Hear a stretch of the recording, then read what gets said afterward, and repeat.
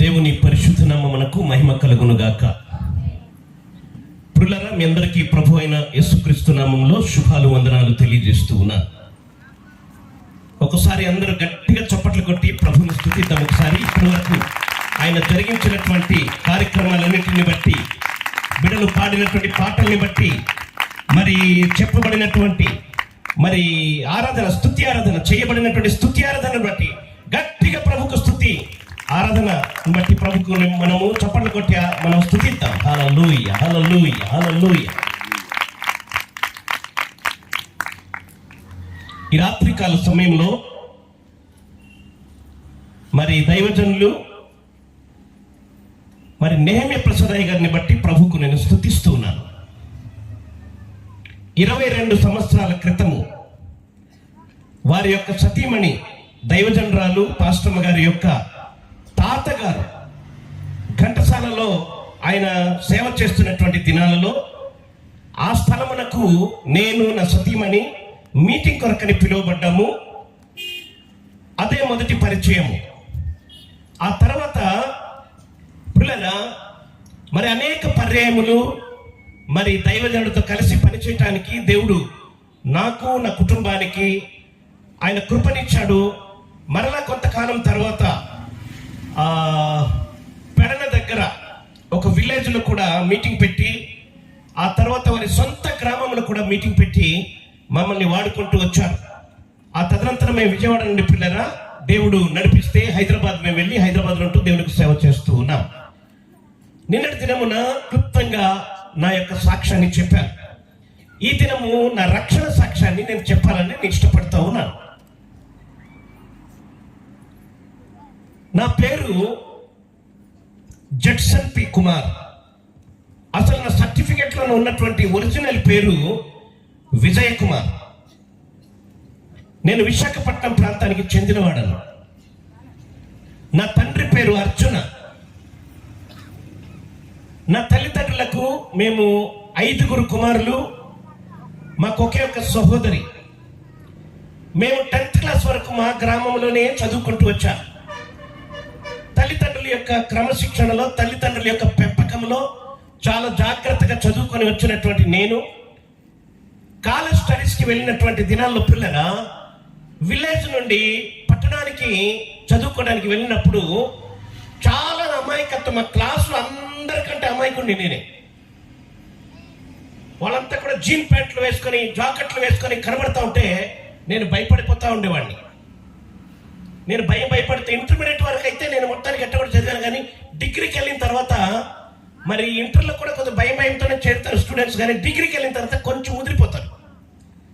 అయినప్పటికీ కూడా నేను ఎవరితో కలిసేవాడిని కాదు. నేను చాలా ఒంటరిగానే కాలేజీకి వెళుతూ భయంతో వచ్చిపోతా ఉండేవాడిని. అయితే నా భయానికి గమనించినటువంటి ఒక గుంపు పాట పాడుకుంటూ చప్పట్లు కొట్టుకొని నన్ను వారు ఆట పట్టిస్తూ ఉండేవారు. ఆట పట్టిస్తూ ఉంటే వారి యొక్క మరి ఆట పట్టించిన మా భయానికి నేను మా ఇంటికి వెళ్ళిపోయా. మళ్ళీ కాలేజీకి నేను చదివానన్నా. మన ఇంట్లో మళ్ళా నన్ను ఎంకరేజ్ చేసి మళ్ళీ కాలేజీకి పంపించారు పిల్లలు. ఈ రీతిగా నాకు చాలాసార్లు కాలేజ్ స్టూడెంట్స్ ద్వారా నేను హర్ట్ అయ్యాను. నన్ను చాలా ఎగతాళి చేసుకుంటూ వాళ్ళు చప్పట్లు కొట్టి మళ్ళీ ఎగతాళి చేస్తూ ఉండేవారు. నేను చాలా చాలా చాలా నొచ్చుకుంటూ నేను భయపడుతూ ఉండేవాడు. వాళ్ళు ఏంటంటే ఇంత దేహము బాడీ బిల్డర్లుగా ఉన్నారు ఒక్కొక్కరు, పెద్దోళ్ళు. వాళ్ళంతా కూడా కొంచెం జుతారి అంటే జులై బేచ్ అనమాట. వాళ్ళ మధ్యలో నేను దొరికిపోయాను అనవసరంగా. కానీ ఒకనొక సమయం వచ్చింది పిల్లగా, ఒక లెక్చరర్ గారు వచ్చి, ఆయనకి పని పాటలు ఏం లే, ఆయన వచ్చి అరే పాటలు పాడండి రా అన్నాడు. ఒక్కొక్కరు లేచి పాటలు పాడుతూ ఉన్నారు. నాకు కూడా లోపల అందరికంటే నేను బాగా పాడగలనని నాకు తెలుసు, పాడాలనిపిస్తూ ఉంది. కానీ ఇప్పటికే చప్పట్లు కొట్టి ఎగతాళి చేస్తూ ఉన్నారు కదా, ఒకవేళ కనుక నేను పాడితే ఇంకా నన్ను ఏడిపిస్తారేమో అని చెప్పి భయం. అయినప్పటికీ కూడా ధైర్యం తెచ్చుకొని కళ్ళు మూసుకొని పిల్లరా నెమ్మదిగా లేచి నేను చేతులు కట్టుకున్నా. ఇక అందరూ చప్పట్లు కొట్టేసరికి గట్టిగా కళ్ళు మూసుకొని సినిమా పాట పాడాను పిల్లరా. పిన్ డ్రాప్ సైలెన్స్ అయిపోయారు. ఆ దినాల్లో నేను చాలా మంచి పాటలు పాడేవాడిని, చాలా చక్కగా. మా ఇంట్లో అందరు సింగర్స్. బాగా పాటలు పాడేసరికి ఎవరైతే జులై బ్యాచ్ ఉన్నారో వారి స్నేహితులుగా నన్ను చేసుకున్నారు. నా చేత పాటలు పాడిపుచ్చుకొని ఈ బెంచ్ మీద వాళ్ళు డప్పు కొట్టుకొని వాళ్ళు ఎంజాయ్ చేస్తూ ఉండేవారు. అమ్మాయిలు ఏడిపిస్తూ ఉండేవారు. నన్ను వెంట తీసుకెళ్లేవారు. క్యాంటీన్ దగ్గరికి వెళ్ళి వాళ్ళు సిగరెట్లు తాగి నాకు ఛాయ్ ఇప్పించేవారు. నెమ్మదిగా సినిమాకి తీసుకెళ్లేవారు. నెమ్మదిగా బీచ్లకు తీసుకెళ్లేవారు. ఈ రీతిగా నన్ను వాళ్ళు డెవలప్ చేస్తూ వచ్చారు. ఈ రీతిగా నా జీవితం పిల్లగా క్రమేపీ ఆ యొక్క భయము నుండి, ఆ యొక్క దిగులు నుండి నేను కొంచెము బయటపడతా ఉన్నా. కొంచెం ధైర్యం వచ్చేస్తా ఉంది నాకు. ఎటువంటి ధైర్యానికి వచ్చానంటే, నేను కాలేజీలో ఇక్కడ doctor Krishna college, doctor VS Krishna government కాలేజీలో చదువుకున్నా డిగ్రీలో. ఎంతవరకు వీళ్ళు తీసుకొచ్చారంటే, నన్ను కాలేజీలో ఏ స్ట్రైక్ అయినా, గొడవ అయినా, ఎక్కడైనా కానీ రోడ్డు ఆపాలంటే, రస్తారోకో చేయాలంటే రోడ్డు మీద అడ్డగా పడుకునేవాడిని నేను. అర్థమైందండి? ఆ స్టేజ్ వరకు నేను వచ్చిన. వాళ్ళతో కలిసి ఎవరైనా కొట్టాలంటే ఫస్ట్ నేనే కొట్టేవాడిని. కారణం ఏంటంటే, వీళ్ళండా దైవజనుడు లాగా హైట్, మంచి పర్సనాలిటీ ఒక్కొక్కరు. నేను నల్లగా బక్కపలచని ఉండేవాడిని. వాళ్ళ అండ చూసుకొని నేను రెచ్చిపోతా ఉండేవాడిని. అది నా కాలేజీ ప్రారంభ దినాల్లో ఆ రీతిగా పిల్లల వాళ్ళతో కలిసి నేను బాగా చెడిపోయి ఎటువంటి స్టేజ్కి వచ్చానంటే, అమ్మాయిల్ని బీచ్లకి తీసుకెళ్ళి ఐస్ క్రీమ్లు కొని పెడతా ఉంటే, వాళ్ళు తింటా ఉంటే సంతోషము లోపల. సొమ్మెవరిది? తల్లిదండ్రులు కష్టపడి సంపాదించి చదువు భవిష్యత్తు బాగుపడిద్దని తల్లిదండ్రులు డబ్బులు పంపిస్తూ ఉంటే పిల్లరా, నా యొక్క ఇష్టానికి నేను గ్రేజువల్గా దుష్ట సాంగత్యము మంచి నడవడిని చెరుపును అని దేవుని యొక్క వాక్యం రాయబడింది. నేను గ్రేజువల్గా దుష్ట సాంగత్యముతోని నా జీవితము నేను నాశనం చేసుకుంటున్నాను. కానీ ఆ మత్తులో ఉన్న నాకు అసలు ఏమి కూడా తెలియదు.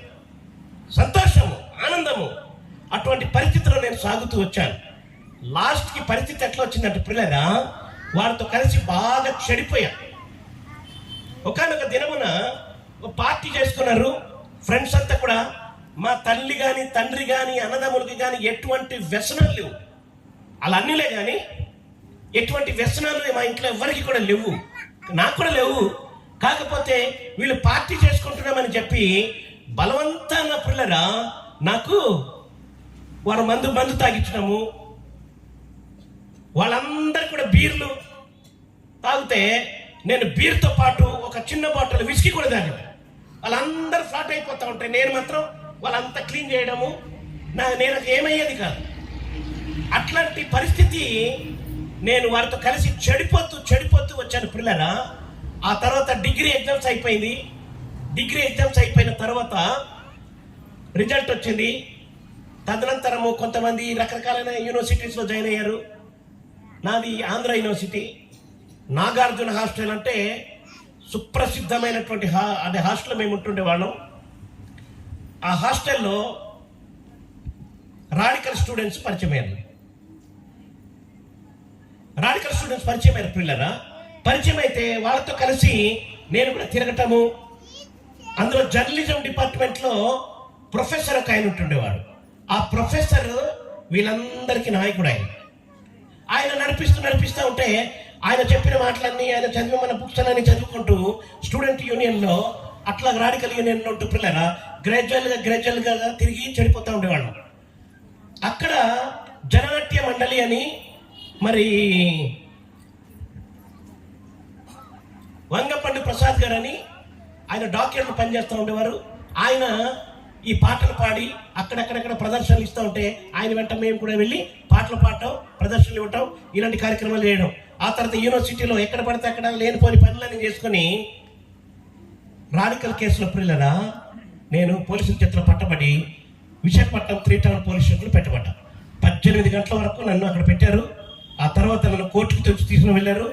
కోర్టుకు తీసుకెళ్ళిన తర్వాత నన్ను జడ్జి చూసి కింద పైన చూశాడు, నా ఎఫ్ఐఆర్ చదివాడు. ఆ తర్వాత నాన్ బెయిలబుల్ వారెంట్ అని రాశాడు. 2 పోలీసులు నన్ను తీసుకొచ్చి బెయిల్ వేశారు. బెయిల్ వేసి 3 టౌన్ పోలీస్ స్టేషన్ నుండి కోర్టు వరకు ఆటో మీద తీసుకువెళ్ళారు.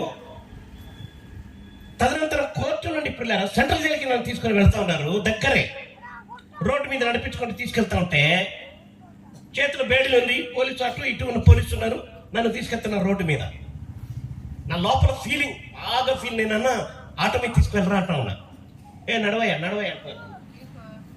హృదయంలో బాధపడుతూ మొత్తానికి తల కింద దించుకొని 2 పోలీసుల మధ్య నడుచుకుంటూ నేను వెళ్ళిపోయాను. ప్రియులారా, సెంట్రల్ జైలు మొదటి గేట్ వరకు మంచిగానే వెళ్ళిపోయాను. కానీ లోపల ఉన్నటువంటి గేట్ లోపలికి తీసుకెళ్తున్నప్పుడు లోపల నిక్కర్తో వదిలేశారు. ప్యాంటు షర్టు మొత్తం తీసేశారు, మొలతాడు కూడా కట్ చేసేసారు. ఆ లోపలికి తీసుకెళ్తే 2వ గేట్ దాడుతూ ఉంటే హృదయంలో భయంకరమైనటువంటి వేదన ప్రారంభమైంది. హృదయంలో దుఃఖము, హృదయంలో ఆందోళన, హృదయంలో భయము. నేను విశాఖపట్నంలో సెంట్రల్ జైల్లో పెట్టబడుతున్నాను. నేను లోపలికి వెళుతున్నాను. మరలా నేను బయటకు వస్తానా? నేను లోపలికి వెళుతున్న విషయం నా తల్లిదండ్రులకు తెలీదు, నా స్నేహితులకు తెలీదు, ఎవరికి కూడా బయట తెలియదు. నేను పట్టబడ్డాను. ఆ తర్వాత నేను లోపలికి వెళుతా ఉన్నాను అనేటటువంటి ఆందోళన, భయంతో లోపల నేను చాలా వేదన పడుతాను. నేను లోపల కొన్ని దినాలు నేను గడుపుతూ వచ్చాను. పిల్లలు, నా పేరు న్యూస్ పేపర్లో వేశారు. ఫలానా పేరు కలిగినటువంటి వ్యక్తి రాడికల్ కేసులో పట్టబడ్డాడు, రిమాండ్ చేయబడ్డాడు అని చెప్పి న్యూస్ పేపర్లో వేస్తే, ఈ న్యూస్ పేపర్లో చదివినటువంటి విశాఖపట్నంలో ఒక ప్రఖ్యాతమైనటువంటి లాయర్, ఆయన కూడా ఈ పార్టీ కార్యక్రమాలన్నిటికీ ఆయన ఫ్రీగా, ఎందుకంటే ఆయన కూడా సంబంధం ఉంటుంది దాంట్లో, ఆయన ఫ్రీగా ఆయన బెయిల్ మీద నన్ను బయటికి తీపిచ్చాడు. అప్పటి నుండి పిల్లరా నేను తిరుగుతూ ఉన్నాను, కోర్టుకి తిరుగుతూ ఉన్నాను, బయటకు వచ్చేసాను. కానీ ఆ తర్వాత పరిస్థితి ఏమైపోయిందంటే, ఈ రాడికల్స్తో ఎవరితో కూడా నేను కలవకూడదు అనుకున్నా, నా దారి మార్చుకోవాలనుకున్నా. ఆ తర్వాత పిల్లరా సెలవులు వచ్చేసిన తర్వాత మా ఇంటికి నేను వెళ్ళే పరిస్థితి అయితే లేదు, మా ఇంటికి వెళ్ళే పరిస్థితి నాకు లేదు. అటువంటి పరిస్థితిలో పిల్లరా మా స్నేహితుడు ఒకరి దగ్గర నేను గెస్ట్ భోజనం తినుకుంటూ నేను ఉన్నాను. ఆయన గెస్ట్ భోజనం, మా బ్రదర్ అవుతాడు ఆయన దగ్గర ఉంటూ గెస్ట్ భోజనం తినుకుంటూ నేను ఉన్నాను. ఒక దినమున ఒక రిట్రీట్కి ఆయన పిలిచాడు. ఆంధ్ర యూనివర్సిటీలో లోపల కాన్వకేషన్ హాల్లో ఒక రిట్రీట్ జరుగుతూ ఉంది. ఇవాంజలికల్ యూనియన్ అనేటటువంటి స్టూడెంట్ ఆర్గనైజేషన్ వారు నిర్వహించినటువంటి ఒక రిట్రీట్కి నన్ను ఆహ్వానించాడు. నేను రాను పొమ్మని చెప్పాను. రాను పొమ్మంటే ఆయన బాధపడ్డాడు, నేను వెళ్ళిపోయాడు. వెళ్ళిపోయిన తర్వాత పిల్లరా నేను రూమ్లోనే ఉన్నాను. భోజనం టైంలో మరలా ఆయన వచ్చాడు. బ్రదర్, చాలా బాగుంది మీటింగ్, చాలా బాగుంది, నువ్వు తప్పకుండా రావాలని చెప్పాడు. తప్పకుండా రావాలంటే నేను రాను పొమ్మని చెప్పా కదా, నువ్వు వెళ్ళిపో అని చెప్పాను. ఆయన వస్తావో లేదన్నాడు. కళ్ళు కొంచెం ఇలా పైకి ఎత్తుకుని గట్టిగా మాట్లాడాడు. నేను అనుకున్నాను, ఈయన దగ్గర గెస్ట్గా ఉన్నాను కదా, ఒకవేళ కనుక నేను ఈయన వెంట వెళ్ళకపోతే ఈయన మొత్తం రూమ్ నుండి ఈయన భోజనం పెట్టాడు, ఎలగొడతాడేమో అని చెప్పి, సరే నేను వస్తాను అడమని చెప్పా. ఆయన వెనక నేను వెళ్తున్నా, ఆయన ముందు వెళ్తున్నాడు. ఆయన మా కజిన్, ఆయన ప్రభుని నమ్ముకున్నాడు. ఆయన నన్ను తన వెనక తీసుకెళ్తా ఉన్నాడు. మా అమ్మ అన్ని ఆచారాలని చేసేది. గోడ మీద తన బొమ్మలు గీచి దాన్ని మా అమ్మ మొక్కుతూ ఉండేది. నేను అడుగుతా ఉండే, అమ్మ నీవే గీసావు కదా, మరి అవన్నీ కూడా దేవతలు కానీ దేవుళ్ళు కానీ అవుతారా అంటే, అరే నీకు తెలియదురా అంటూ ఉండే మా అమ్మ. మా నాయన ఆయన రామాయణ భాగవతం బోధించేవాడు. మా నాయన అంటే చెప్పేవాడు చాలా మందికి. నేను అక్కడికి వచ్చి చేసేవాడిని. అప్పుడు మా నాయన కూడా నన్ను తిట్టేవాడు. అటువంటి ఫ్యామిలీలో పెరిగినటువంటి నేను పిల్లరా ఆచారం అంతా కూడా నచ్చక దేవుడు అనేటటువంటి మాట నా జీవితంలో చెరిపి వేసుకొని ఉన్నటువంటి నేను ఈయన ఇప్పుడు ఆ రిట్రీట్కి నన్ను తీసుకెళ్తా ఉంటే నా హృదయంలో తీర్మానం చేసుకుంటున్నాను. ఏమనంటే, నేను వెళతాను కానీ ఈయన వెళ్ళినటువంటి దేవుడిని నేను నమ్మకూడదు అనేటటువంటి ఆలోచన కలిగి నేను వెళ్తా ఉన్నాను. రిట్రీట్ దగ్గరికి వెళ్ళిపోయే పిల్లరా 200 మంది విద్యార్థులు అక్కడ కూర్చున్నారు. నేను కూడా వెళ్ళి ఒక మూల కూర్చున్నాను. పిల్లరా అక్కడ ఇవాంజలికల్ యూనియన్ ఒక అన్న, ఒక దైవజనుడు దైవ వాక్యము ఆయన చెప్తూ ఉన్నాడు. దైవవాక్యం చెప్పినంత సేపు నాకు సంబంధించింది కాదు, నాకు ఇష్టమైనది కాదు అని చెప్పి నేను దీన్ని బట్టి నేను మనసు అసలు పెట్టలేదు దీన్ని. ఆ తర్వాత నా ప్రియమైనటువంటి వాళ్ళరా ఆయన సడన్ గా ఒక మాట అన్నాడు, తల వంచండి ప్రార్థన చేసుకుందాం అన్నాడు. 200 మంది మోకరించుకొని ప్రార్థన కొరకు సిద్ధపడితే నేను అందరు కూర్చున్నట్టే బాస్ పట్టేసుకొని నేను కూర్చొని పిల్లగా అందరి వైపు అలా చూస్తా ఉన్నాను. నేను ఆయన కళ్ళు మూసుకున్నాడు, చేతులు పైకెత్తాడు. ప్రియమైన తమ్ముడా, నీ జీవితం ఎట్టిపోతుందో నీకు తెలుసా అన్నాడు. నా గుండె చల్లుమన్నది. ఒకసారి నీ ఇంటి వారు నేను వదిలేశారు, నీ స్నేహితులు నేను వదిలేశారు, నీ ప్రణాళికలన్నీ కూడా నీ కళ్ళ ముందే కుప్పగా కూలిపోయింది.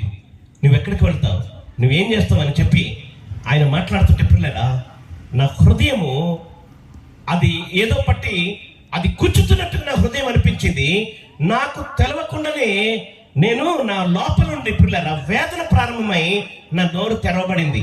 నేను ఎటువంటి వ్యక్తిని అంటే, మా నాన్న చనిపోతే పిల్లరా అందరు గట్టి గట్టిగా నోరు తెరిచి ఏడుస్తూ ఉంటే నా లోపల ఆక్రందన వేదన ఉంది, కానీ బయటికి అని ఏడవటం నాకు అసలు ఇష్టమే ఉండదు. అందరు ఏడుస్తూ ఉంటే అందరు ముఖాలు చూసేవాడిని, కానీ నేను అసలు ఏడవనటువంటి వ్యక్తిని. ఎప్పుడైతే ఆ దైవజనుడు ఆల్టర్ కాల్ ఇస్తా ఉన్నాడు, వాక్యం చెప్పిన తర్వాత కొన్ని మాటలు నేను మాట్లాడుతూ ఉంటే నేరుగా ఆ మాటలు నా హృదయానికి అది గుచ్చుతున్నది. నిన్ను ప్రేమించేవారు ఒక్కడు కూడా లేకపోయినాడు కదా, ఒకే ఒక ఆయన ఉన్నాడు, నిన్ను ప్రేమిస్తా ఉన్నాడు. ఆయనే ప్రభు అయిన యేసు. ఆయన నీ కొరకు కలవరి శిలువైన రక్తం కార్చి ప్రాణం పెట్టినటువంటి దేవుడు. ఆ దేవుడికి నీ హృదయం ఇస్తావు, నీ బ్రతుకు మార్చేస్తాడు, నీ జీవితాన్ని మార్చేస్తాడు. ఏదైతే నీకు లేదో, గౌరవం లేదో, నీకు మర్యాద లేదో, నీకు ఆదరణ లేదో, నీకు ప్రేమ లేదో, ఆయన తిరిగి ఆయన నీకు అనుగ్రహిస్తాడు అని చెప్పి ఆయన మాట్లాడుతుంటే పిల్లరా గట్టిగా నేను నోరు తెరిచి ఏడుస్తా ఉన్నాను. ఎవరిని పట్టించుకోవట్లేదు నేను, నాకు తెలియకుండానే నేను గట్టిగా ఏడుస్తా ఉన్నాను. ఆ తర్వాత ఒక యవనస్తుడు వచ్చి నా చేతికి ఒక పేపర్ ఇచ్చాడు. పేపర్ ఇచ్చి నీ అడ్రస్ దాని మీద రాయమని చెప్పాడు. ఆ తర్వాత పిల్లరా ఆయన ఆల్టర్ కాల్ ప్రార్థన అయిపోయిన తర్వాత ఆ దైవజనుడు నన్ను పిలిచాడు దగ్గరికి. తమ్ముడు నువ్వు ఎక్కడ ఉంటావు, నువ్వేం చేస్తావు అని నా స్టోరీ మొత్తం అడిగిన తర్వాత నా విషయాలన్నీ కూడా ఆయనతో చెప్పిన తర్వాత, ఏమి పర్వాలేదు, దేవుడు నీకు సహాయం చేస్తాడు తమ్ముడు. నువ్వు ప్రతి మంగళవారము మహారాణిపేట ఆల్వేట్ స్కూల్లో గ్యాదరింగ్ జరుగుతుంది, EU గ్యాదరింగ్, నువ్వు అక్కడికి వస్తా ఉండు.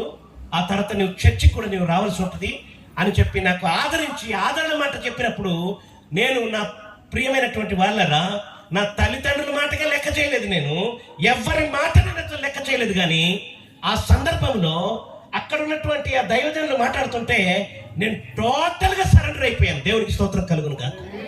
వారు ఎక్కడికి రమ్మంటే అక్కడికి వెళ్తా ఉన్నాను, ఏ ప్రార్థనకి వెళ్ళమంటే అక్కడికి వెళ్తున్నాను. చర్చికి నన్ను ఎక్కడికి తీసుకెళ్లారంటే ఆ కరెక్ట్గా పామ్ బీచ్ అని ఉంటుంది, ఆ బీచ్కి ఎదురుగా YMCA ఉంటుంది. ఆ YMCA దగ్గర చర్చ్ నడిపిస్తాడు ఒక అన్న. ఆ గుంపుకు చేరినటువంటి అన్ననే బ్రదరన్ సంఘం ఆయన నడిపిస్తాడు.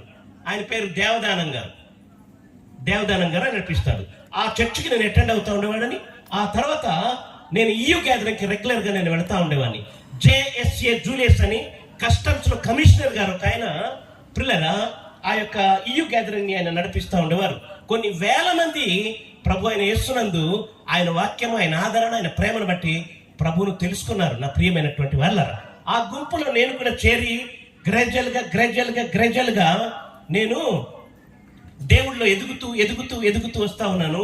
ఆ తర్వాత పిల్లరా దేవుని యొక్క సన్నిధిలో నా చదువు అంతా కూడా అయిపోయిన తర్వాత నేను ప్రార్థన చేస్తూ నేను సాగుతున్నటువంటి దినాల్లో నేను హిందీ మాస్టర్గా నేను ఉద్యోగం చేశాను.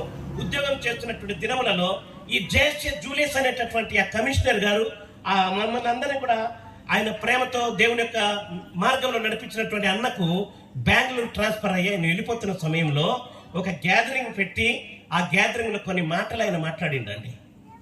నేను వెళ్ళిపోతున్నాను, ఇంతకాలము క్యాంపస్లో ఉండి దేవునికి పరిచర్య చేసి నేను వెళ్ళిపోతున్నాను, కాబట్టి మీరు చాలా జాగ్రత్తగా ఉండండి, దేవుని యొక్క పని మీరు చేయండి అని కొన్ని మాటలు చెప్పాడు పిల్లరా. ఆ రోజు నేను ఒక తీర్మానం చేసుకున్నాను. ఆయన యొక్క మాట విన్న తర్వాత ఆ మాటలకి నేను ప్రభావితమై పిల్లరా నా హృదయంలో తీర్మానం చేసుకున్నాను. ఆ తీర్మానం ఏంటంటే, ప్రభువా నేను ఉద్యోగం చేస్తున్నా కదా, నేను ఉద్యోగం చేసి నీ సేవకు నేను సహకరించాలనా, లేకపోతే నేను పరిపూర్ణమైన నేను సేవకు రావాలనా? నువ్వు నాతో మాట్లాడు, నువ్వు క్లియర్గా నాతో మాట్లాడు ప్రభువా. నువ్వు మాట్లాడితే నీ మాట చొప్పున నేను చేస్తాను అని తీర్మానం చేసుకున్నాను. నేను తీర్మానం చేసుకున్న తర్వాత దేవుడు నాకు 1993 సంవత్సరంలో తన యొక్క పరిచర్యకు నన్ను దేవుడు పిలిచాడు. దేవుడు నన్ను పరిచయం పిలిచినప్పుడు పిల్లరా ఎన్నోసార్లు దేవుని యొక్క వాక్యమును చదువుకుంటూ వెళ్తూ ఉన్నాను. కానీ ఆ దినము నేను డైలీ బ్రెడ్ అని ఒక చిన్న బుక్ ఉండేది. ఆ దినాల్లో చిన్న బుక్ డైలీ బ్రెడ్ అని, అనుదిన ఆహారం అనే బుక్. ఒక రిఫరెన్స్ ఉంటుంది, కొంత మ్యాటర్ ఉంటుంది. ఆ రిఫరెన్స్ అక్కడ ఏమని రాయబడిందంటే, మీరు సర్వలోకమునికి వెళ్ళి సర్వ సృష్టికి సువార్తమానం ప్రకటించుడి అని వచ్చింది. నా హృదయంలో చిక్కుమనేది ఒకేసారి. నేను ఎప్పుడైతే ప్రార్థన చేసుకుని డైలీ బ్రెడ్ తెరిచిన పిల్లరా, ఆ ఒక్క వాక్యం రాగానే నా హృదయంలో ఎక్కడ లేని ఒక సంతోషము నా హృదయంలో వచ్చింది. ఎందుకంటే దేవుడు తన పని కొరకు నన్ను పిలుచుచున్నాడు అనేటటువంటి సత్యాన్ని నేను గ్రహించిన వాడనై ఆ రోజు నుండి పిల్లరా ప్రార్థన చేయటం ప్రారంభించాను. ఒక సైడ్ ఏమొచ్చి నెమ్మదిగా మళ్ళా అనుమానం వచ్చేస్తుంది. దేవుడు నిజంగా నన్ను పిలిచాడా? దేవుడు పిలిచాడు గ్యారంటీగా. హృదయంలో నాకు కన్ఫర్మేషన్ జరుగుతూ ఉంది. కానీ ఇంకా కొంచెం ప్రార్థన చేద్దాం, ఇంకా కొంచెం ప్రార్థన చేద్దామని నేను కొంతమంది అన్నలకి చెప్పాను, పెద్దోళ్ళకి అందరికి చెప్తే వాళ్ళేమొచ్చి, ఉద్యోగం చేస్తూ కూడా సేవ చేయొచ్చు తమ్ముడు, లేదా చాలా కష్టం తమ్ముడు సేవ అంటే అంత ఈజీ అనుకున్నావు నువ్వు, అది ఇది అని చెప్పి నన్ను డిస్టర్బ్ చేస్తే వాళ్ళ మాటలంతా నాకు నచ్చట్లా. వారు చెప్పిన మాట నచ్చక చాలా మంది నన్ను డిస్టర్బ్ చేసేసరికి నేను ఏం చేశానంటే, కొన్ని సభలకు నేను వెళ్ళి ఆ సభలలో పిల్లరా మరి అక్కడ నేను దేవుని యొక్క వాక్యం వినేవాడిని, మరలా నేను కన్ఫర్మేషన్ చేసుకునేవాడిని.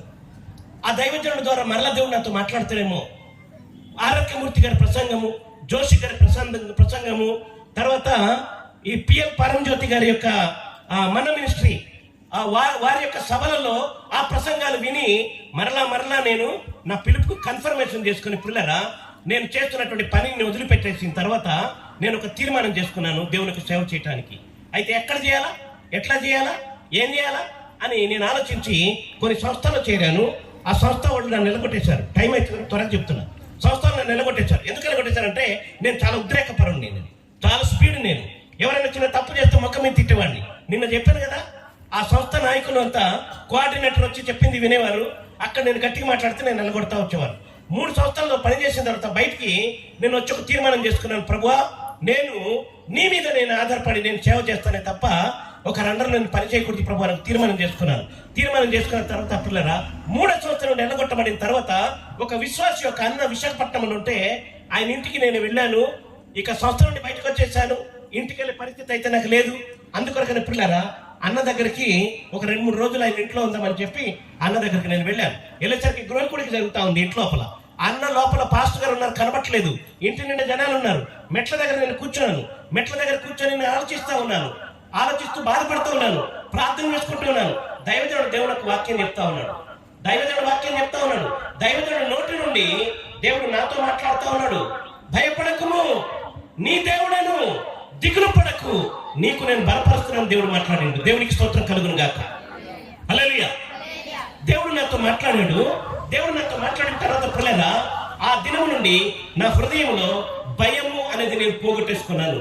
భయం అనేది పోగొట్టేసుకున్న తర్వాత ఆ ఇంట్లో సుమారుగా ఒక 4 రోజులు ఉన్నాను. అన్నకన్నా నేను వాక్యం నేర్చుకుంటానన్నా, చెన్నై నేను వెళ్తానన్నా. ఆయన టికెట్కి డబ్బులు ఇచ్చాడు. నేరుగా చెన్నై నేను వెళ్ళిపోయాను.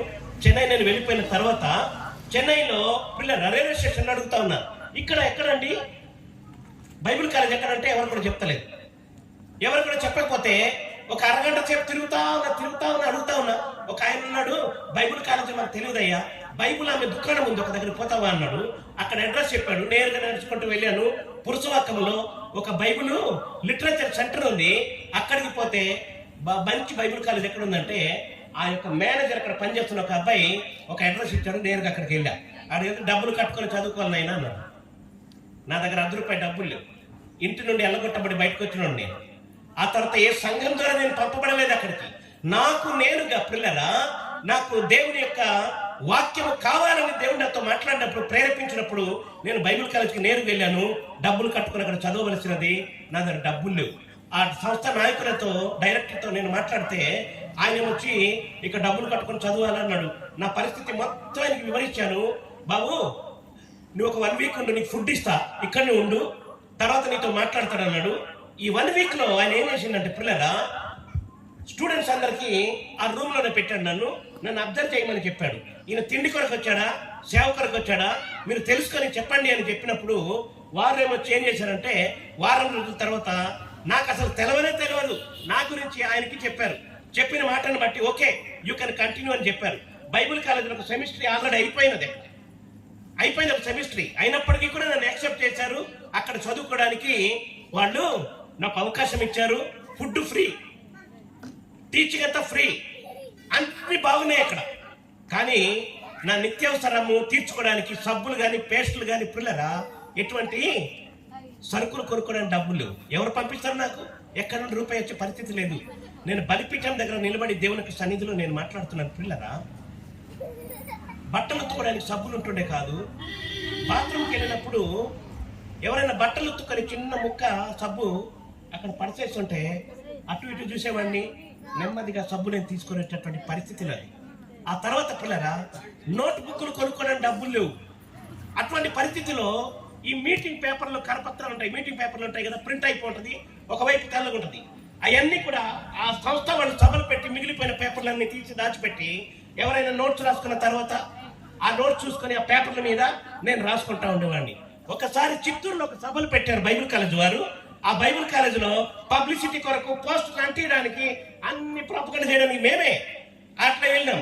అక్కడ కూడా మన మీటింగ్లో మేము పాటలు పాడేది. ఆర్కెస్ట్రా వాళ్ళు ఏమన్నారంటే, బాబు నువ్వు మంచిగా పాటలు పాడుతున్నావు తమ్ముడు, బయట వాళ్ళ మీటింగ్ కూడా పాటలు పాడతావంటే నేను అన్నాను, నేను బైబిల్ కాలేజీలో ఉన్నానండి, నాకు పర్మిషన్ ఇస్తారో లేదో తెలియదు అన్న.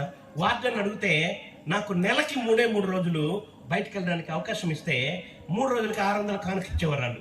600 డబ్బులు ఇస్తే పాటలు పాడితే 600తో పిల్లరా దేవునికి నేను మహిమ చెల్లిస్తున్నా. చక్కని నోట్ బుక్లు కొనుక్కొని, ఆ నోట్ బుక్లు ఇన్నున్నాయి నా దగ్గర ఇప్పుడు, ఆ నోట్ బుక్లు కొనుక్కొని పెన్ను కొనుక్కొని ఆ యొక్క పేపర్ల మీద ఉన్నది నోట్ బుక్లు అన్ని మంచిగా రాసుకొని నేను చదువుకుంటూ వస్తా ఉన్నాను. నేను ముగించిపోతున్నా. విషయం ఏంటంటే బైబిల్ కాలేజీ ముగించి పరీక్షలకి కొద్ది రోజులు ఉన్నాయి, బైబిల్ కాలేజీకి అయిపోతుంది. ఇక నాలో టెన్షన్ మొదలైంది. బైబిల్ కాలేజీ అయిపోయిన తర్వాత నేను ఎక్కడికి వెళ్ళాలి ప్రభువా, నేను ఎక్కడికి వెళ్ళాలి ప్రభు అని ప్రార్థన చేస్తూ ఉంటే ఒక యవనస్తుని దగ్గర నాకు ఒక మ్యాగజైన్ దొరికింది. ఆ మ్యాగజైన్లో ఏం రాయబడిందంటే, మంగోలియా దేశానికి వెళ్ళినటువంటి సేవకులు చంపబడ్డారు, అక్కడ ఖాళీ ఉంది పోస్టు, ఎవరు ఆ సంస్థ తరపున వెళ్ళినాడు, ఎవరు వెళతారు అని.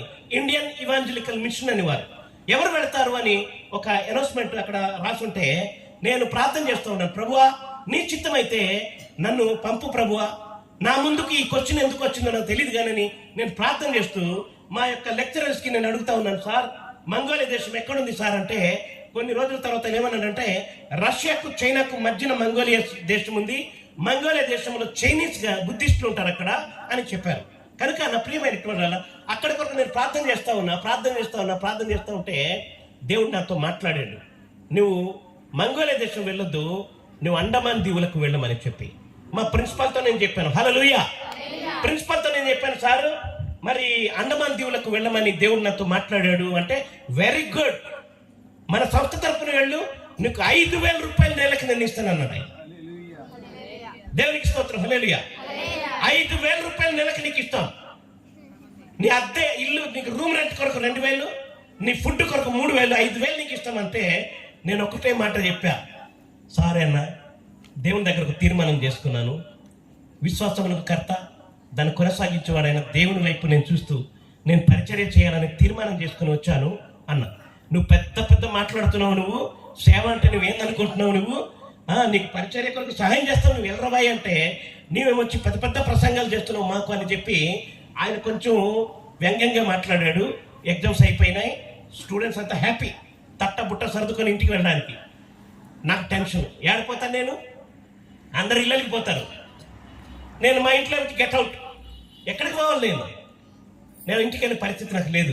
ఏ సంఘం నుండి నేను పంపబడలేదు సంఘానికి నేను వెళ్ళటానికి.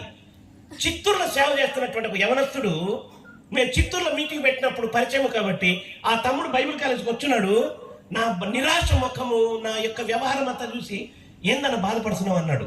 నేను దేవుడు నన్ను పిలిచాడు, అండమాన్ దేవుడికి వెళ్ళమన్నాడు, నా దగ్గర 10 రూపాయలు డబ్బులు లేవు, మా ఇంటికి వెళ్ళే పరిస్థితి నాకు లేదు, నాకు ఏం చేయాలో అర్థం కావట్లేదు తమ్ముడు, నేను చాలా బాధలో ఉన్నాను అంటే అని అన్నాడు. అన్న నా దగ్గరకు నువ్వు వచ్చే అన్న, దేవుడు నీకు పంపించే వరకు నా దగ్గరనే ఉన్నాను అన్నాడు. చిత్తూరు తీసుకెళ్ళిపోయాడు. చిత్తూరులో 6 నెలలు ఉన్నానండి. ఆయన వెంటనే పరిచర్యలో ఆయనకి సహకరించుకుంటూ ఆయన ఏమొచ్చి వంట చేస్తా ఉంటే బట్టలు ఉతికేవాడిని. నేను బట్టలు ఉతికి ఆయన వంట చేసేవాడు. ఆయన సైకిల్ తోలుతా ఉంటే డ్రమ్ము పట్టి వెనక్కుండేవాడిని. అట్లాగే పరిచర్యలో సహకారిగానే ఉన్నాను. 6 నెలలు గడిచిపోతున్నప్పటికీ కూడా నాకు ఎటువంటి మార్గం తెరవబడలే. ప్రభువా, నేను చిత్తూరులోనే ఉండిపోయినాను. నాకు నువ్వు ప్రభువా మార్గం తెరువునైనా. అండమాన్ నేను ఎట్లా పోయేది? నాకు అసలు తెలవనటువంటి ఏరియా అది. నేను ఎట్లా పోయేది ప్రభు అని నేను బాధపడతా ఉన్న పిల్లరా. ఆయన అన్నాడు, అన్న ఒక మీటింగ్ జరుగుతూ ఉంది, మీటింగ్కి వెళ్దాం అన్నాడు. లాస్ట్ రోజు మీటింగ్కి వెళ్ళాం. లాస్ట్ చైర్లో కూర్చొని ఆయన లాస్ట్ చైర్లో కూర్చుంటే తమిళనాడు కన్యాకుమారి నుండి దైవజనుడు తమిళానికి వచ్చి మాట్లాడుతూ ఉన్నాడు. మేము మా సంఘం భారం కలిగినటువంటి సంఘము, మిషనరీ భారం కలిగిన సంఘము. మా సంఘములో అండమాన్ పరిచర్య గురించి ప్రార్థన చేస్తూ కొంత కానుకలు దాచిపెట్టినాము. 4,000 రూపాయలు దాచిపెట్టాము. ఎవరైనా అండమాన్లో మీకు తెలిసిన సేవకుడు ఉంటే అడ్రస్ ఇస్తే మేము అది పంపిస్తాము అని అనౌన్స్మెంట్ చేస్తూ ఉన్నాడు. ఆయన అనౌన్స్మెంట్ చేస్తూ ఉంటే పిల్లరా, ఆయన అనౌన్స్మెంట్ చేస్తూ ఉంటే నా హృదయంలో ప్రార్థన చేసుకున్న ప్రభువానికి స్తోత్రం. ఆ డబ్బులు నాకు ఇప్పించు ప్రభువా, ఇప్పించు ప్రభు అని ప్రార్థన చేసుకున్నా. మీటింగ్ ముగించిన వెంటనే ఆయన వెళ్ళిపోతుంటే పిల్లరా పరిగెట్టుకొని ఆయన వెంట నేను వెళ్ళాను. అన్నా, మీరు అండమాన్ కొరకు ఉంచాం డబ్బులు అన్నారు కదా మీ సంఘంలో, ఆ డబ్బులు నాకు ఇస్తారా? నేను అండమాన్ వెళ్ళవలసిన సేవకుడిని, డబ్బులు లేక నేను ఇక్కడ ఆగిపోయిన 6 నెలలు అనగానే ఉదయం లాడ్జింగ్ రా అబ్బాయి, టైం అయిపోయింది వెళ్ళిపోతున్నాను అన్నాడు. ఆయన లాడ్జింగ్లో ఉదయకాలంలో ఉన్నాడు. నేను వెళ్ళాను, సోఫాలో కూర్చున్నాడు. నేను ఆయన ముందు వెళ్ళి చేతులు కట్టుకొని నిలబడ్డా. తల మార్చిపోయింది, బట్టలన్నీ నా బట్టలు కూడా సరిగ్గా లేవు. అటువంటి పరిస్థితిలో దీనంగా ఆయన ముందు నేను నిలబడితే ఆయన కింద నుండి పైకి ఇట్లా చూసిండు. నువ్వు సేవకుడువేనా? అవునండి. దేవుడు పిలిచాడా? పిలిచాడండి. ప్రతి మాటకి నేను జవాబు చెప్పా. దేవుడు నేను పిలిచాడా? ఎప్పుడు పిలిచాడు? ఎట్లా పిలిచాడు? నువ్వు పిలిచాడని గ్యారంటీ అంటే చెప్పు, నేను డబ్బులు ఇస్తాను. దేవుని పిలుపు ఎప్పుడు పిలిచాడు, ఎలా పిలిచాడు, ఏ స్థితిలో పిలిచాడు, ఎట్లా నన్ను పిలిచాడు, నా పిలుపు నాకు తెలుసు. నా పిలుపు కానికి నేను గ్యారంటీ నేను ఎట్లా చూపించగలను? అందుకొరకు నాకు ఏమనిపించిందంటే, అన్న నేను వెళ్తానన్నా, ఈయన ఇచ్చేటట్లు లేడు అనుకున్నా. నేను వెళ్తానన్నా. ఏమన్నాడు? దేవుడు ఇంకొక మార్గం తెలుస్తాడన్న. ఆగు, నీకే ఇస్తా కానీ నీ చేతికి డబ్బులు ఇయ్య, టికెట్ తీసుకొని ఇస్తా, నువ్వు పోతావా అన్నాడు. నాకు టికెట్ ఇస్తే చాలు, నేను వెళ్ళిపోతాను అన్న పిల్లరా. ఆయన 3,000 రూపాయల టికెట్ 1,000 రూపాయలు జేబులో పెట్టి అండమాన్ వెళ్ళి షిప్ ఎక్కి చేశాడండి. అండమాన్ దీవులకి వెళ్ళి షిప్ ఎక్కి చేశాడు. షిప్లో పోవాలంటే 3.5 రోజులు ప్రయాణం చేయాలి, రాత్రి పగలు. నా దగ్గర 1,000 రూపాయలు ఉన్నాయి. అప్పుడు ఒక్కసారి తినాలంటే షిప్లో 50 రూపాయలు ఇచ్చుకోవాలి. అక్కడ నా దగ్గర ఉన్నది 1,000 రూపాయలు. ఈ 3.5 రోజులకి షిప్లో నేను తినేసానంటే ఈ డబ్బులంతా అయిపోతుందని తిండి అంతా మానేసిన. 1,000 రూపాయలు అలా దాచుకుని ఉన్నా.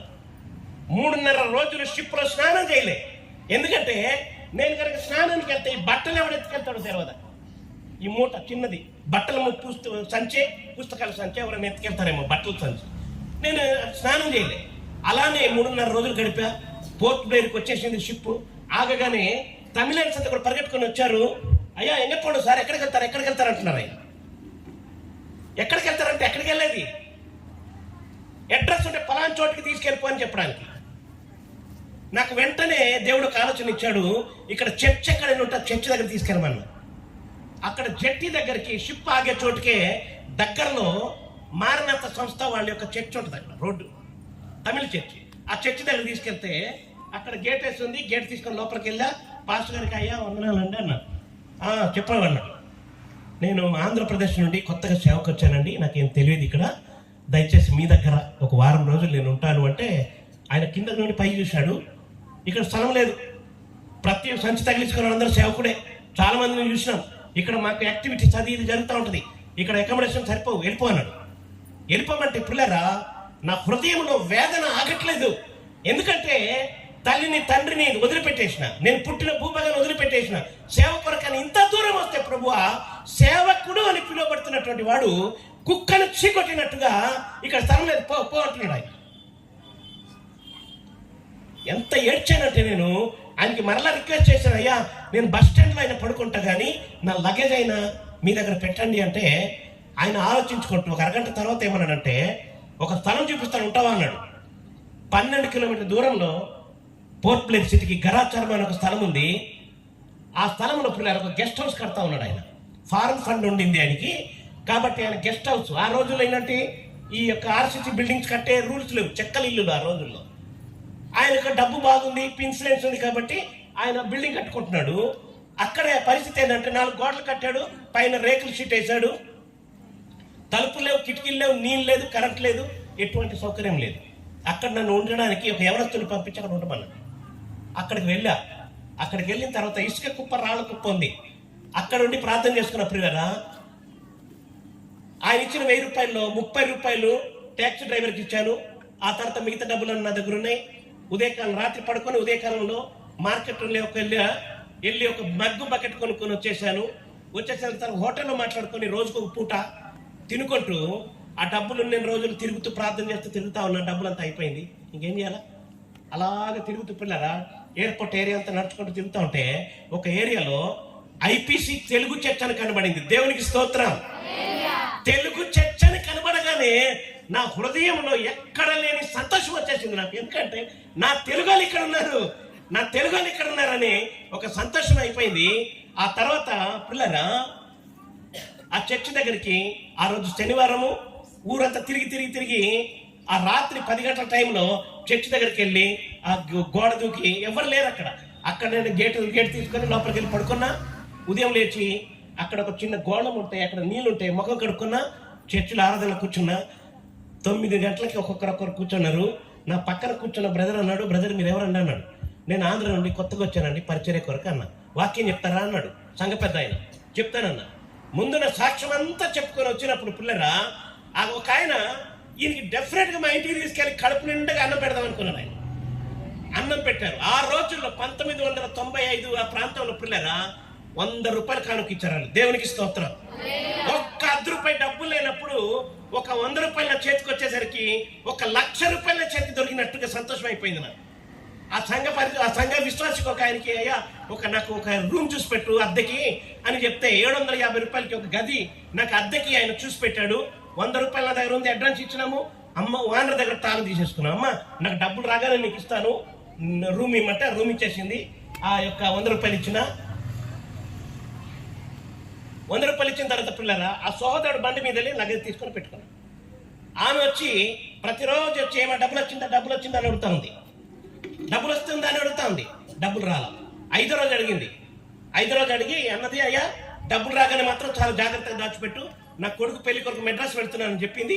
10 రోజుల్లో తిరిగి వస్తానని చెప్పి ఆమె వెళ్ళిపోయింది. ఈ 10 రోజుల్లో 5 రోజులకే సతాయించింది. ఇంకా 10 రోజుల తర్వాత వచ్చేస్తే నేను ఎక్కడో డబ్బులు ఇవ్వాలి ప్రభు అని చెప్పి నేను బాధపడతా ఉన్నాను. నా దగ్గర ఒక బ్యాగ్ ఉండింది, ఇలాంటి బ్యాగ్ కొంచెం పెద్దది, ఇలా పెట్టుకోవడానికి ఉండి ఆ బ్యాగ్ ఒకటి, తలకు ఒకటి, నెత్తి మీద క్యాప్ ఒకటి, బ్యాగ్ నిండా సువార్త పత్రికలు పట్టుకొని నా దగ్గర ఎప్పుడు ఒక డప్పు ఉండేది, టామరిన్ అంటారు దాన్ని. ఆ డప్పు కంజర పెద్దది, అది కొట్టుకుంటూ రోడ్డు మీద వెళ్ళి సువార్త పత్రికలు పంచుకుంటూ పాటలు పాడుకుంటూ సువార్త చేసుకుంటూ రోడ్డు మీద వెళ్తూ ఉండేవాడిని. పిల్లలా ఎవరైనా ఒక రొట్టె ముక్క కొని ఇవ్వడము, 10 రూపాయలు 20 రూపాయలు కానుక ఇవ్వడము, ఆ రీతిగా పిల్లరా చేస్తూ ఉంటే ఎవరైనా నాకు భోజనం కానీ టిఫిన్ కానీ ఆయన తింటున్నా డబ్బులు ఇచ్చింది జేబులు దాచుకుంటున్నాను. ఆ తల్లి 10 రోజుల్లో వచ్చేసింది, ప్రభు నేను ఎక్కడ డబ్బులు ఇవ్వాలని లోపల ఒక భయము, రోజులు గడిచే కొద్ది భయము. దేవునికి నేను మహిమ చెల్లిస్తున్నాను. 10 రోజుల్లో వస్తానని చెప్పిన తల్లి ఆ పెళ్లిలో డిస్టర్బెన్స్ అయిపోయి ఆగిపోయి పెళ్లి 2 నెలల వరకు ఆమె రాలా. దేవునికి స్తోత్రం. ఈ 2 నెలలు కూడా పిల్లగా రోడ్డు మీద స్ట్రీట్ ప్రీచింగ్ చేసుకుంటూ నేను జీవించడానికి బ్రతకడానికి దేవుడు నాకు కృపని చేశాడు. అందరు ఇచ్చిన డబ్బులు 500 అయిపోయినాయి. 500 రూపాయలు ఆమె వచ్చేసింది. 2 నెలల తర్వాత డబ్బు లేదండి. జేబులో చేయి పెట్టుకొని డబ్బులు తీసుకున్నాను, చేతులు పెడితే లెక్క పెట్టి 2 నెలలకి నువ్వు 1500 ఇవ్వాలి కదా, 750 చొప్పున 500 ఇస్తున్నాం ఏందన్నది. ఇంకా రాలేదమ్మా డబ్బులు వచ్చిందంటే వచ్చేది సచ్చేది ఇంకెక్కడ, ఇల్లు ఖాళీ చేయాలి. 2 నెలల బట్టి ఇంట్లో ఉన్నా, ఇప్పుడు ఖాళీ చేసేది ఎక్కడికి పోవాలి నేను. చాలా దీనమైనటువంటి పరిస్థితి నాకు ఎదురైపోయింది. చాలా కష్టమైన పరిస్థితి. సేవ అంటే అంత ఈజీ కాదు, చాలా కష్టం పిల్లల, చాలా కష్టం. అటువంటి పరిస్థితిలో ఎవరిని అడిగేది, ఎవరిస్తారు? నేను కదా ప్రభువా నేను బిజినెస్ కొరకు రాలా, నేను బిజినెస్ కొరకు నేను రాలేదు, ఉద్యోగం కొరకు రాలేదు ప్రభువా, నీవే కదా నన్ను పంపించావు, నువ్వు పంపిస్తేనే కదా నన్ను వచ్చాను ప్రభువా, నాకు ఈ అండమాన్ దీవులో దిక్కవరు ప్రభు అని నేను ఏడుస్తున్నాను. నేను బాధపడతా ఉన్నాను పిల్లరా. ఆ ఇంటి వానరు వచ్చేసి ఆ చుట్టుపక్కల ఉన్న పెద్దోళ్ళని తీసుకొచ్చి వాళ్ళ చేత మాట్లాడిపిస్తా ఉంది.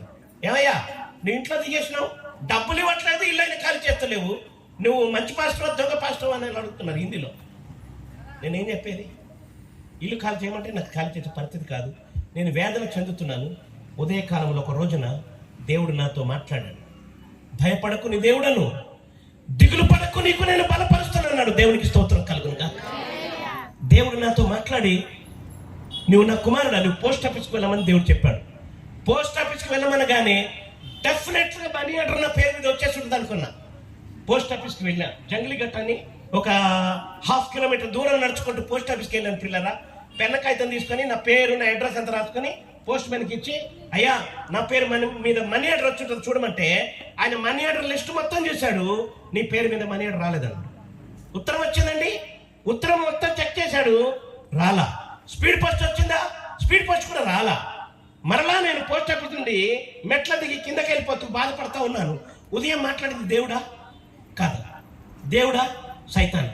దేవుడు అంటే ఏదో ఒకటి నిశ్చయంగా రావాలి కదా, నిశ్చయంగా ఏదో ఒకటి రావాలి కదా అని నేను బాధపడతా ముందుకు వెళ్తా ఉంటే దేవుడు నాతో మాట్లాడుతున్నాడు, నా కుమారుడా మరలా పోస్ట్ ఆఫీస్కి వెళ్ళమని. మళ్ళా పోస్ట్ ఆఫీస్కి నేను తిరిగి వచ్చి, అంటే దారిలోనే ఏమి జరిగిపోతున్నాయి, మరలా తిరిగి వెళ్ళి పిల్లడా పోస్ట్ మ్యాన్ ఏమయ్యా ఇంకేమైనా లెటర్ ఉందా అంటే, హెడ్ పోస్ట్ ఆఫీస్ నుండి రిజిస్టర్డ్ లెటర్ ఇంకా రాలేదండి, అరగంట పడుతుంది అన్నాడు. నేను అక్కడనే కూర్చున్నా. వ్యాన్ వచ్చింది, వ్యాన్ మీద లెటర్ బ్యాగ్ వచ్చింది, తీసుకున్నాడు. తీసుకొని వచ్చిన లెటర్ పేర్లన్నీ కూడా బుక్లో ఎంటర్ చేసుకున్నాడు. నా పేరు మీద వచ్చిన లెటర్ నాకు ఇచ్చాడు. దేవునికి స్తోత్రం కలుగును గాక. ఆ యొక్క లెటర్ అది తెరిచి చూస్తే పిల్లరా దానిలో 12,000 రూపాయలు చెక్ ఉంది. హల్లెలూయా హల్లెలూయా. 12,000 రూపాయలు చెక్ ఉంది దాంట్లో. నిన్ను విడువను ఎడబాయను అని వాగ్దానం ఇచ్చినటువంటి దేవుడు నమ్మదగిన వాడు. నీ తల్లి అయినా నిన్ను మరచలేమో కానీ నేను నిన్ను మరవనన్న దేవుడు ఆయన. కనుక నా ప్రియమైనటువంటి వాళ్ళరా, నా తల్లి సింపుల్ గా గెట్ అవుట్ నా కొడక అన్నది. బైబిల్ బట్టి బతికేద్దాం అనుకుంటున్నావా, ఇంట్లో గెట్ అవుట్ అండి మా తల్లి. నేను అన్నానమ్మా ఈ బైబిల్ నన్ను బ్రతికించింది, లేకపోతే ఎన్నడో పోలీసుల చేతులు చచ్చిపోయేవాడు నేను. ఈ బైబిల్ వాక్యమే కనుక లేకపోతే నేను ఎప్పుడూ చచ్చిపోతుండే. ఈ బైబిల్ ఉంటే చాలు, ప్రపంచమంతా తిరిగి నా దేవునికి మహిమను చాటుకొస్తా. ఎప్పుడైనా ఇంటికి వచ్చి నీ ఆస్తిలో రూపాయలు తండ్రితో పాటు హైదరాబాద్లో ఉండింది. నేను వచ్చి అండమాన్ దీవులో ఉన్నా. హైదరాబాద్ వెళ్ళి వచ్చినటువంటి హైదరాబాద్ నుండి అండమాన్ నుండి హైదరాబాద్ వెళ్ళి వచ్చినటువంటి దైవజనుడు నన్ను అడిగాడు. ఒక కుర్రాడు, బైబిల్ కాలేజీలో కుర్రాడు, అయ్యగారు మీకు పెళ్ళి అయిందా అంటే లేదన్న. మరి ఒక అక్క ఉంది, మంచి సింగర్, ఆమె తమిళియన్. మరి తన క్వాలిటీస్ అన్ని చెప్పాడు. ఈ క్వాలిటీస్ ఏదో బాగున్నట్టుకుంది అని చెప్పి అక్కడ లోకల్లో చాలా మంది నాకు పిల్లనివ్వడానికి ఇష్టపడ్డారు. కేరళ వాళ్ళు, బెంగాలీ వాళ్ళు, మన తెలుగు వాళ్ళు మస్తు మంది అక్కడ. అయినప్పటికీ కూడా నేను లిస్టు పట్టుకున్నా కదా, ఈ లిస్టు ప్రకారమే పెళ్లి చేసుకోవాలని ప్రార్థన చేసుకుంటూ వచ్చాను కదా. ఈ కుర్రగాడు ఏదైతే చెప్పాడో ఆ లిస్టు కరెక్ట్గా ఉన్నట్టుగా అనిపించి, నీ అడ్రస్ ఉందా అన్న. అడ్రస్ ఉందంటే అడ్రస్ ప్రకారం ఉత్తరం రాసేసాను. అమ్మాయి నీ గురించి నేను క్లుప్తంగా విన్నాను, నీ సాక్ష్యము నాకు పూర్తిగా పంపించు, నేనంతా చదువుతా, ప్రార్థన చేస్తా, నాకు గనుక దేవుడు నాతో మాట్లాడితే మీ నాన్నతో చెప్పి నేను పెళ్లి చేసుకుంటానని రాశాను. ఈ అమ్మాయి తన సాక్ష్యం పంపింది. ఆ తర్వాత పిల్లరా నాకు దేవుని యొక్క నడిపింపు అయినప్పుడు వాళ్ళ డాడీతో నేను మాట్లాడాను. ఆ డాడీ ఆమె కలిసి ప్రార్థన చేశారు. ఆ తదనంతరం పిల్లరా పెళ్లి కొరకు అన్ని కూడా మాట్లాడేసుకొని ఏర్పాట్లన్నీ కూడా జరిగిపోతున్నాయి. కానీ నేను ఒకటే రిక్వెస్ట్ చేశా, నాకు నేను పెళ్లి చేసుకోలేను, మా ఇంట్లో నన్ను గెంటేశారు, నేను ఒక్కడనే ఉన్నాను ఇక్కడ అని చెప్పి రాశాను. తర్వాత ఇంకోటి రాశా, నాకు ఫారెన్ ఫండ్ లేదు, పెద్ద సంఘం కూడా లేదు, నేను స్వార్థ పని కొరకు ఇక్కడ వచ్చి నేను వాడబడతా ఉన్నాను అని రాశాను. ఈ అమ్మాయికి ఒక ఉత్తరం రాశా. తర్వాత సేవ అంటే నీకు తెలుసా, సేవ అంటే ఫారెన్ ఫండ్ అది ఇది ఫ్లైట్ల మీద తిరిగేది అది ఇది డుండం అనుకోవద్దు సుమా. సేవలు తన్నులు తినాల్సిన పరిస్థితి వస్తాయి. సేవలు కొన్నిసార్లు వస్త్రాలు సరిగా ఉండవు, సేవలో మంచి ఫుడ్ దొరకకపోవచ్చు, మంచి అకామిడేషన్ దొరకకపోవచ్చు, కష్టాల పాలై పరిస్థితి ఉంటుంది. ఇవన్నీ తట్టుకోగలవంటే ఏమైనా తెలుసా, నాకు దేవుని పిలుపుంది, ఇది దేవుని చిత్తం కాబట్టి నువ్వు చెట్టు కింద అంటే చెట్టు కింద, నువ్వు ఎక్కడుంటే నేను అక్కడ ఉంటాను అని. ఓకే అన్న అయిపోయింది. ఇక నేను పెళ్లి చేసుకోలేను, డబ్బులు లేవు, ఎక్కడ రమ్మంటే అక్కడికి వస్తా. మా ఇద్దరిని ఒక 10 మంది సంఘ పెద్దల్ని పిలిచి కట్టేస్తే చాలంటే నేను హైదరాబాద్ వెళ్తే పెళ్లి చేసి పంపించాను. పంపించిన తర్వాత కొంతకాలానికి తనకు ప్రెగ్నెన్సీ వచ్చింది. నిన్న చెప్పాను కదా, హాస్పిటల్ సీన్, కొంతమంది ఇక్కడ కొత్తగా వచ్చున్నారు కాబట్టి నేను అది కూడా చెప్పేసి ముగించాను. ప్రెగ్నెన్సీ వచ్చింది, హాస్పిటల్కి 9వ నెల తీసుకెళ్ళాం పిల్లరా. ఆమెను టెస్ట్ చేశారు, ఉమ్ము నీళ్ళంతా కూడా వెళ్ళిపోతా ఉంది, ఉమ్ము నీళ్ళంతా కూడా అయిపోతా ఉంది. ఈమెకి డెలివరీ అవ్వట్లేదు. ఆ తర్వాత మందెక్కిచ్చేశారు, మందెక్కితే 2 రోజుల వరకు డెలివరీ అవ్వాల. వెంటనే మికోనియం అయింది అన్నట్టు. మికోనియం అంటే లోపల ఉమ్ము నీళ్ళంతా కూడా గ్రీనిష్గా బయటకు వచ్చేసింది మొత్తం. అప్పుడేమొచ్చి మికోనియం అయిపోయిందని అరిసి వెంటనే ఆపరేషన్ థియేటర్ తీసుకెళ్లారు. హడావుడి కంగారు అయిపోయి ఆపరేషన్ చేశారు, బిడ్డను బయటికి తీసేశారు పిల్లరా. ఆ తర్వాత లోపల కత్తిరి పెట్టి కుట్టేశారు. 20 రోజుల వరకు లోపల కత్తిరి ఉంది, ఎవరికి తెలియదు. ఆపరేషన్ చేసిన 2వ రోజు వాళ్ళని తీసుకొచ్చేసి కూర్చోబెడతారు, బెడ్ మీద నిలబెడతారు, ఆ చెడు రక్తం అంతా పోవాలని చెప్పి. అవన్నీ కూడా ఇటు కదులుతూ నొప్పి, ఇటు కదులుతూ నొప్పి, అటు కదులు. ఏమన్నా డ్రామా చేస్తున్నావు నువ్వు? ఈ లేబర్ వాటిలో అందరు నీలాంటి ఈ ఆపరేషన్ అయిన వాళ్ళు, డెలివరీ అయిన వాళ్ళే కదా, నువ్వేందుకు డ్రామా చేస్తున్నావు ఎక్కువ అని ఆ నర్సులు తిట్టడం. 7 రోజులు అయిన తర్వాత కుట్లు తీసేశారు, ఇంటికి పంపించేశారు. జ్వరం వచ్చేసింది. జ్వరంతో పిల్లరా అటు కదలలేక, ఇటు కదలలేక, నడవలేక, నిలబడలేక నరకం అనుభవించింది. 20 రోజుల వరకు మరలా హాస్పిటల్కి తీసుకెళ్తే హాస్పిటల్లో సిటీ స్కానింగ్ తీశారు, లోపల మర్చిపోయి ఉన్నారు. మాకు మాత్రం సిటీ స్కానింగ్ అని చెప్పకుండా లోపల చీమైపోయినది అని చెప్పేశారు. చెప్పిన తర్వాత ఆ తర్వాత రాత్రి ఆ డాక్టర్ గారు వాళ్ళ ఇంటికి మమ్మల్ని పిలిచింది. ఆమె క్రిస్టియన్ పాస్టర్ గారి భార్య, డాక్టర్ సారా గారు. ఆమె పిలిచి అన్నది, అయ్యా ప్రమాదకరమైన పరిస్థితిలో పొరపాటు